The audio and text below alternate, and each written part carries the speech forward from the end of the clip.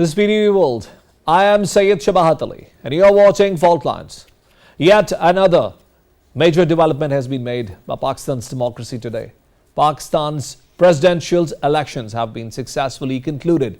Mr. Asif Ali Zardari, joint candidate of Pakistan People's Party and Pakistan Muslim League Nawaz, have been elected as 14th president of Pakistan with a remarkable victory. He has secured 411 votes from the Electoral College. His opponent candidate, Mr. Mahmood Khan Achakzai, who was a candidate of Sunni Ittihad Council, could only secure 181 votes. Ironically, he could not secure any votes from his own province, Balochistan. After the process was completed, with Mr. Mahmood Khan Achakzai speaking to the media, said that this was a very transparent process without any external factors.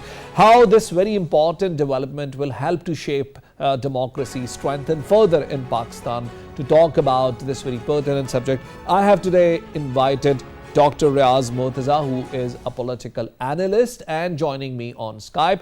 Dr. Niaz Murtaza, I welcome you to the show. Be here. I can hear you. Dr. Niaz Murtaza, Pakistan has elected a president today. This is the 14th president of Pakistan who has been elected today. An important milestone that Pakistan's democracy has accomplished. What are your immediate thoughts on this development? Well, of course, yes. The process is slowly getting completed. All the assemblies have been sworn in. The cabinets in the provinces and the centers, at least the prime ministers and the chief minister are in place. And now this is the next step, the election of the president. They're all coming together incidentally, and pretty soon we will also have a replacement in the Senate. It's an important moment. Of course, the president is not the kind of president that we used to have in the past with, President Ayub or President Zia, who were, fully empowered presidents. This is more like, a ceremonial post. But still, the president is, the symbol of the unity of the country and officially the head of the state. So it does have its importance. And different presidents, even in other countries, the head of states where, there's the parliamentary system, the heads of states can still play, some sort of a role in, keeping things going on, important issues like, conflict resolution, bringing people together. A wise and sage president does have a role to play in that regard. Let's see if, President-elect Zardari chooses to do that, because there are things that he can do. For example, he could have a role in Balochistan, given the fact that he has Baloch origins. He's from a Baloch tribe. He has a government in Balochistan, so he could play an important role in bringing the different stakeholders there together, because we do have a sort of an ongoing conflict there. So if he chooses to play his cards wise, he could play an important role, because he's also known as a person who plays politics of reconciliation. So with his Baloch roots, the provincial government, and his politics of reconciliation, he could play an important role, given that the government of the day agrees to that. And I think that's an important thing to do, to make sure that Balochistan, which is our most disadvantaged group, sees peace in the for the moment. And similarly, his party has not decided to join the cabinet as yet. As of now, when we speak, there have been several rounds of talks, rather opting to go for a role which, according to you, is more ceremonial, and we'll talk about that later. What do you believe can be the challenges for the government when a major supporter or a major alliance like Pakistan People's Party doesn't join the mainstream cabinet and yet keep the important positions? Well, I think it's important if they are part of the coalition and they've got their president nominated, elected with the votes of Muslim League, then I think they should reciprocate Given all the challenges that Pakistan is facing at the moment, it's important that every stakeholder, every party plays its role.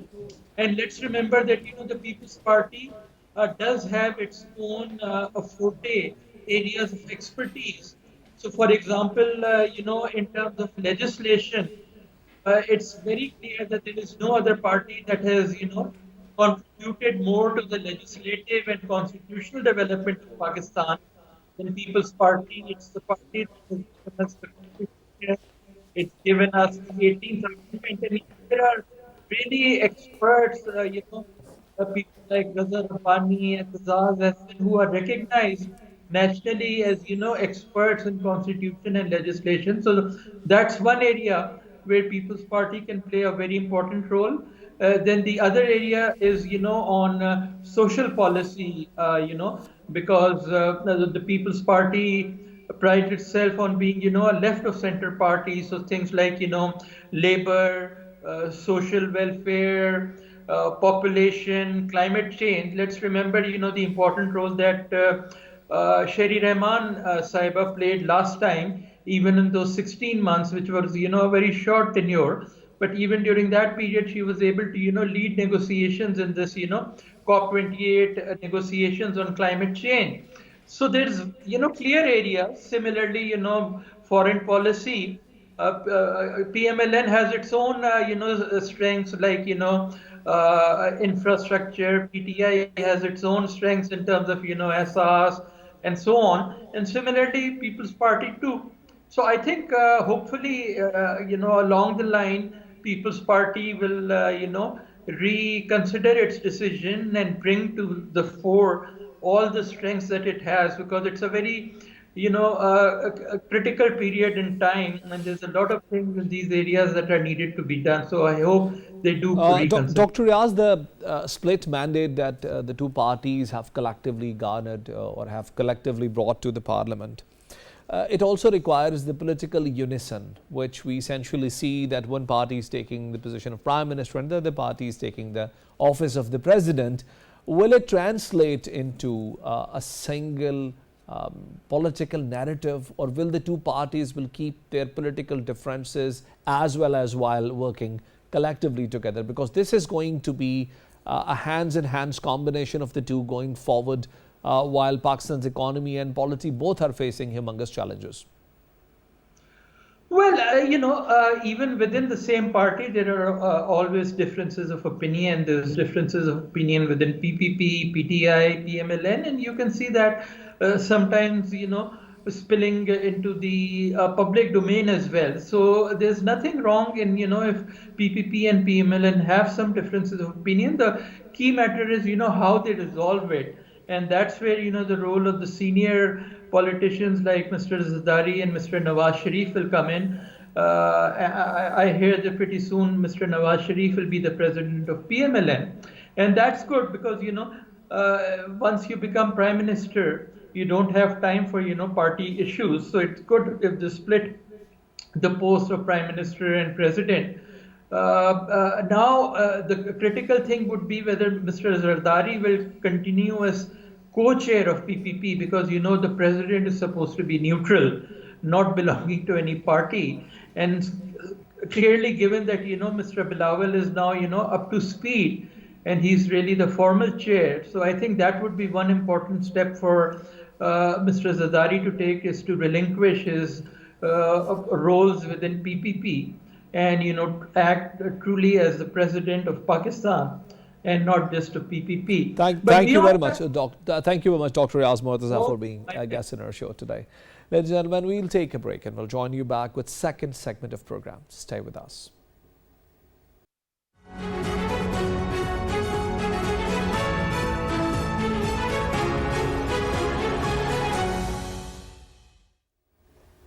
Welcome back. The United States of America is going to have its presidential elections in November 2024. Still, very interestingly, both the parties in the US's politics have clear winners so far to win the presidential race, which means they will have the nominations. President Joe Biden, who when had become the prime minister there was speculations that he will only contend one time. So far, he doesn't have any contender within the Democratic Party, whereas the former president, Donald Trump, has no official opposition, no major opposition so far within the ranks of Republican Party. And this is very important because Donald Trump has remained to be an extremely criticized former president. He has been criticized by the US's intelligentsia. It has been said that he had turned around the presidential policies, the policies of the United States of America when it comes to climate, when it comes to international relations with many other countries, including the Middle East countries. He had a different point of view on Iran's deal as well. So while his popularity is rising and while his role is looking to be more serious within the ranks of his party, many around the world are criticizing, is the United States politics going to have another major breakthrough, or will the policies under Biden will continue once again having him as a president? To talk about this very interesting subject, we have Syed Osama Rizvi, who's an expert of political economy and speaks about this subject. Osama, I welcome you to the show. Thank you so much for having me. First of all, tell us about the significance of these two candidates that are running together and the impact that we might have in terms of US's foreign policy if any major change comes to the presidential office. Both the candidates at the moment are quite in the Trump has his own nationalistic brand. He wants to make America great again. But on the other hand, it's sort of a stripped-down version of Trump. He, on the other hand, has this challenge of forging or sort of preserving the alliance they have with specifically with Europe and other countries like Saudi Arabia. So, in terms of the foreign policy and the challenges, both of them, I mean, doesn't matter whoever comes at the helms of the affair. The biggest challenge they are looking at is how to navigate such a difficult foreign policy landscape. You see, back in 2017 or 2018, we did not have all of these geopolitical fronts opened up. Right now, we have conflicts in the Middle East. We have the Red Sea tensions. We still have the Russia-Ukraine war going on.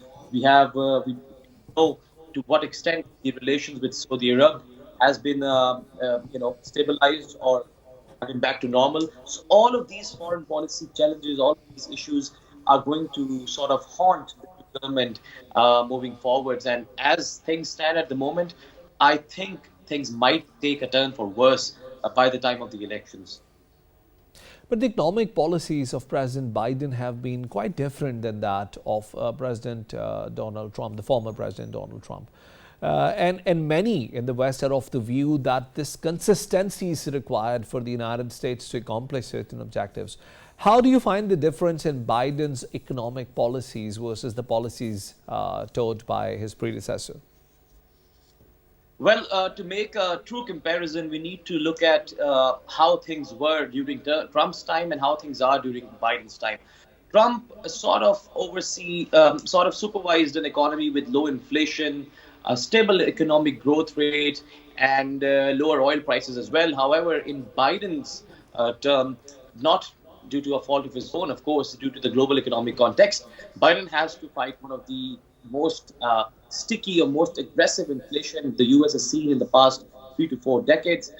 He also has to oversee a highly charged geopolitical world, which means higher energy prices, both natural gas and LNG and coal. So all of these things makes it difficult for Biden. So if we are to make a fair comparison, we need to give a little bit leverage to Biden and his team, because they are certainly dealing with an environment that is almost to an extent unprecedented. A while ago, you were talking about the Ukraine's issue as well. One of the major problems that the world is facing at the moment. And we also have seen that the United States has been a major supporter of Ukraine in this entire process. The support that even European Union has been providing has been on the push of the United States. But recently we have seen some differences being developed between the European Union and the United States on both the fronts. On one side, we talk about Palestinian issue, where the United States overwhelming support for Israel has been extremely criticized by the Europe, and also we see some split on the policy with regards to Ukraine, which the United States then comes forward and overcomes with its hammer. So how do you see the relationship between the United States and Europe going forward if any change comes to the presidential office? It's a very interesting question, and we have to look at from a purely international relation geopolitical angle. So, and this has been also corroborated by various articles and researches. Recently, a trend has been observed in international relations. It was always there, but recently it has become more prominent and highlighted. The fact that countries have become more selfish now, to put it very plainly, or they have started to put their national interest in front of, probably goals of their alliances and otherwise. So speaking about Europe, you need to see what Europe is dealing with at the moment. European nations, or Eurozone as it is called, is dealing with one of the worst, financial economic crisis at the moment.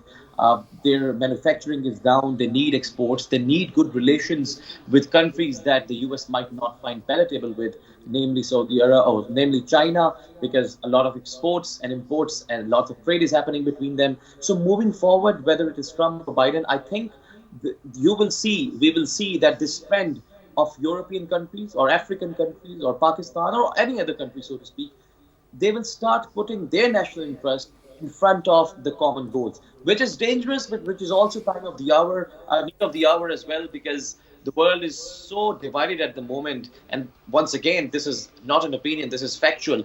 If you look at the amount of economic investment that has been, doled out to different countries, you'll see a lot of fragmentation. IMF has talked about this. So in a fragmented world, in a fragmented economy, the countries need to take some tough decisions. So that is what is happening. The thing you mentioned between, a little bit rift between the US and Europe, I think it will continue, but I don't think that will develop into something major, that it hurts both the sides. Osama, you took economics in consideration, but when we talk about the issue of Gaza, the issue of Palestine, things are quite different. Its economic impact might not be quite visible or might not be that big, but actually it serves to be a major PR disaster for the United States that has consistently vetoed every effort of ceasefire. Do you think there will be any change in this attitude of the United States in case any political change comes to the presidential office? With a very heavy heart, and unfortunately, I do not think so, because US, I know human agency matters a lot, whether it's Biden or Trump, but US as a state, as a country, also has some goals, and Israel is one of their key allies. Japan, another one, like UK, like Canada. So it is so saddening, so disheartening to see that the US, the so-called of the world, and one should be very straightforward about it, that they have vetoed three movements for a ceasefire, and they continue to mince their words. They continue to put it in, diplomatic language. But no matter what they do, you have been seeing a lot of videos circulating on social media where a former Google employee, started bashing a senator when she was giving speech. Same thing happened in another Senate hearing. So I think due to the proliferation of social media, these things will not stop. I hope, I pray, and I think we might be able to see this, that at some point, all of this pressure coming from below, building from below, might change something at the top, but it is unfortunately going to take a lot of time. That's the sad reality of the world at the moment. Now let's consider the merits of Mr. Trump, who, despite all odds that he has faced, we have seen him having fights with the judicial system. We have seen him at odds with the state of the United States. We have seen him at odds with the financial institution. We have seen him taking head-on collusion with media. And also, he tried to recraft the entire foreign policy of the United States. For the first time, we saw U.S. getting out of the commitments in Paris Accord, which the United States was going to give. Why do you think, despite all these odds, Trump has not lost his popularity in the United States polity? I think when Trump, if and when Trump's come back, I think he's going to follow the same pattern because that is his, as you say, forte in politics. So he's going to build on that. Being a populist leader, he has to tap into those soft spots of the populace, and immigration is a big issue. Economic crisis is a big issue. Trade, foreign policy with other countries is a big issue. So he's going to continue to be what. But he will find it really difficult, and it will not be a walk in the park as it was back in 2018, 2017, because this time he's going to step into an utterly different world. And how do you find the difference in the immigration policy? Because many economic experts are of the view that Biden's relaxation for the immigration policy of the United States has done more damage than good. We see more homeless people. We see more Mexicans in the streets of the United States. We see these states sending people from one state to another state, something that is quite against the very nature of the US's political culture. So how do you think this policy has benefited or de-benefited the United States? Well, it's such a interesting, relevant, and timely topic that we might need a different show to discuss this. But I'm not aware of the U.S. official statistics because they're not really transparent about it. But if you look at Canada, like North America, let's talk about North America, right? So the number of reverse immigrants, the people who have now leaving the country to go back to their country or somewhere else from the Western world, has touched its 2 decades high in 2019. I'm talking about Canada. Recently, about 2.5 or 2.6 million people were, sent back from the US as well. So immigration, because we need to look at it in a global context, is becoming a big issue. People are becoming divided. If you look at the surveys carried out by independent agencies and centers, even the population is now raising concerns of the growing number of immigrants. So, it's a very difficult thing.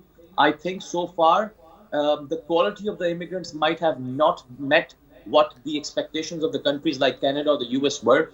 If you take in, for instance, Pakistan example, most of the people that went abroad were, not really high-skilled level workers, otherwise being drivers and laborers, such and other professions like that. So I think things will get difficult, and immigration will, even Biden continues to serve another term, things will get difficult in terms of immigration. Thank you very much, Osama, for being guest in our show today.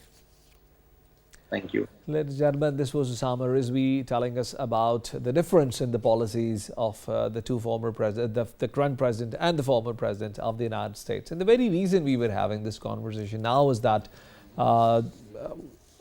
in the US's politics, the criticism around former President Donald Trump has raised a lot, and despite all odds, he appears to be, as we have read in many international forums, he appears to be more popular. Let's talk about the water crisis in Pakistan and a recent incident that has reminded us of the scarcity of water and the challenges that may come as an aftermath of this scarcity.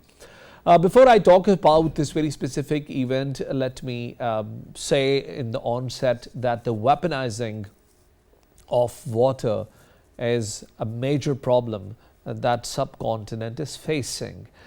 Since all the rivers in the subcontinent are flowing from north towards the south, the point of start of all these rivers is mostly from the northern area of Jammu and Kashmir, some part of which is Azad Jammu and Kashmir, and some part of which is illegally occupied by India.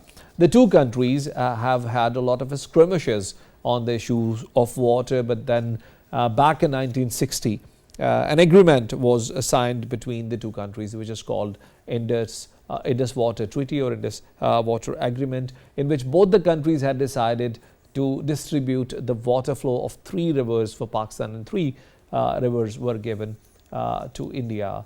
Despite this agreement being in place, there have been repeated violations by India, for which Pakistan time and again has went to various international forums. However, the fact remains that India's soft influence on the West has not only created many problems for other countries, but has also opened up crisis for Pakistan. The recent incident that I wanted to talk about in today's show is India's completion of Shahpur Kandi barrage on the river of Ravi. Now, Ravi River, as according to the Indus Water Treaty, belongs to India, but there is a commitment of 1,150 cusecs of water to come into the Ravi River and on part of Pakistan, which is certainly important for the livelihood of all the marine life within the river. Unfortunately, this commitment has been broken, which might kick a start another severe water crisis in the northern Punjab and specifically in the city of Lahore. To talk about this very pertinent subject, I have invited Syed Shujaat Ali, who is a hydrologist, a water consultant and PhD scholar from University of Peshawar. Engineer Syed Shujaat Ali, I welcome you to the show. Thank you very much, Shahrukh. Thanks for having me once again. You gave a very good introduction about this Indus Water Treaty. And I think in order to understand this Ravi water crisis, I would like to go in a bit of detail that this Indus Water Treaty was signed between two countries, Pakistan and India, back in 1960, as you mentioned. And 6 rivers were equally divided between the two countries. And the Ravi, Sutlej, and Beas was allocated to India, whereas Jhelum, Chenab, and River Indus was allocated to Pakistan. If we specifically talk about the Indus water basin, almost 80% of the water, that is around 135 million acre feet of water, was allocated to Pakistan as its share, whereas out of in the Indus water system, only 20% was allocated to India, that is almost 35 million acre feet of water. So they also agreed that they will form a commission, the Indus Water Commission, and this commission will look after the aspects both in India and Pakistan if this Indus Water Treaty is adopted in its true spirit. But Shujaat, before we actually comment on the specific development, we have been listening about this water treaty signed between the two countries since our childhood. We have read it in our academics as well. But was it a fair deal for Pakistan to dispossess 3 rivers that actually flow from north toward its south and that have its own irrigational impact for the agriculture of the country? Actually, if in the context of this water treaty adoption from India, Pakistan is actually facing water terrorism in this regard, since it was agreed in the water treaty that India will not construct any intervention or any dam or any storage structure on River Indus, Jhelum and Chenab. But India has constructed not only the hydropower projects, but also the storage dams on River Jhelum and Chenab, which has compromised the flows in Pakistan, and also some of our major projects like Neelam Jhelum is also getting affected, and Pakistan is also not getting its due share, because of which our agricultural yields are also getting affected. So Pakistan in this regard has also consulted the International Court of Justice, but it was all in vain. Shujaat, what are the specific interventions made on the river Ravi, and why should they be a point of concern for Pakistan?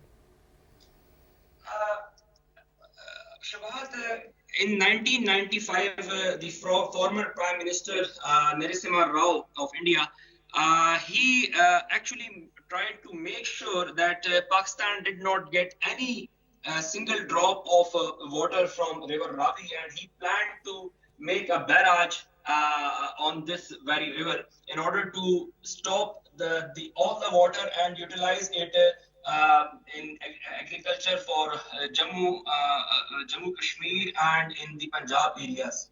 So it took almost 45 years to India to construct this dam because there were a lot of internal issues between the province, the occupied Jammu and Kashmir, and the Punjab government of like Punjab, Indian Punjab, because the dam was supposed to be constructed within the Jammu Kashmir, and the beneficiaries were the major beneficiaries were Indian Punjab. So it took almost 45 years in the completion of this dam.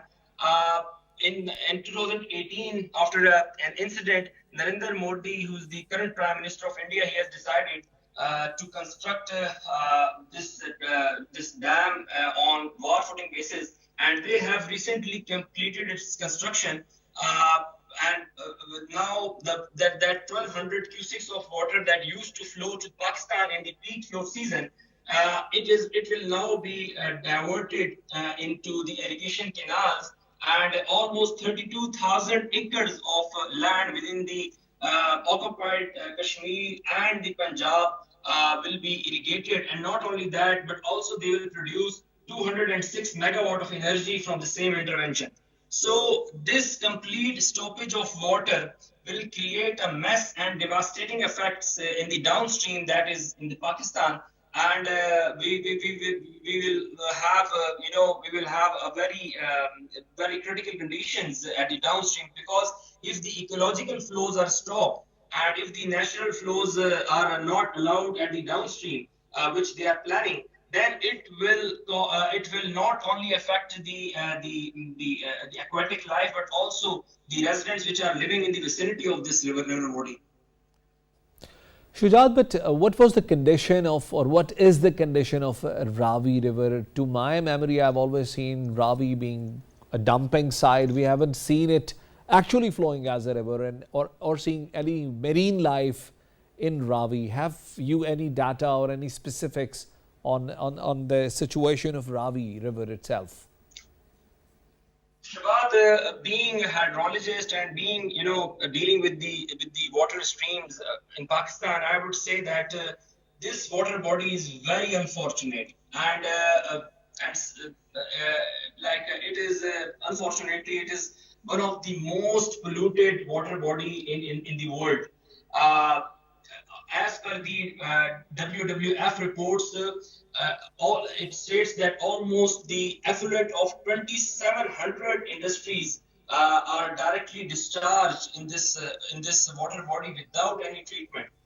The most of the sewage flow from Lahore is also, being discharged or being disposed in this water body without any treatment, and unfortunately, it also carries the hospital waste. So just imagine, like Shabahat, in Pakistan, this is very unfortunate that we are just treating less than 1% of our total sewage flow, and disposing all the sewage water into our water bodies. That is not only contaminating our surface water but also our groundwater. So just imagine that this sewage pond, this river Ravi, would have what impacts it would be having on the groundwater quality of Lahore, since Lahore is mostly taking or fulfilling its water supply yields from the tube wells. So it's also contaminating the groundwater, and it's a hazard.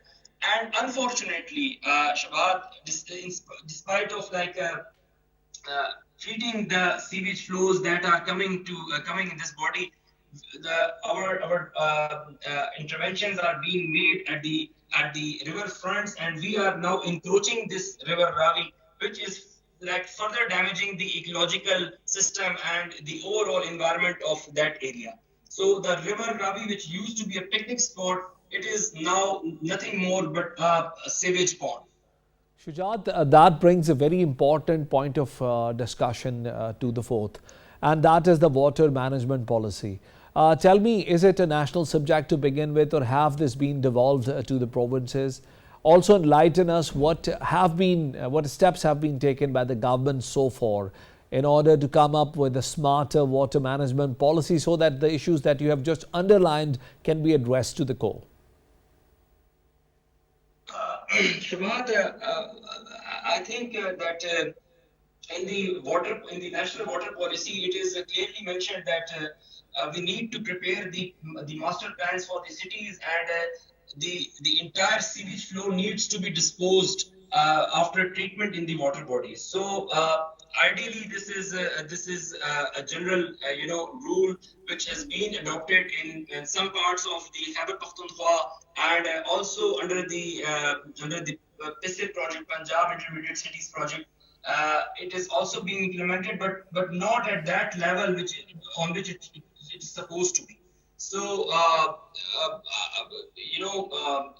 war-footing steps are required, and awareness is required in this regard in order to ensure that whatever effluent we are disposing in our water bodies are not contaminating them.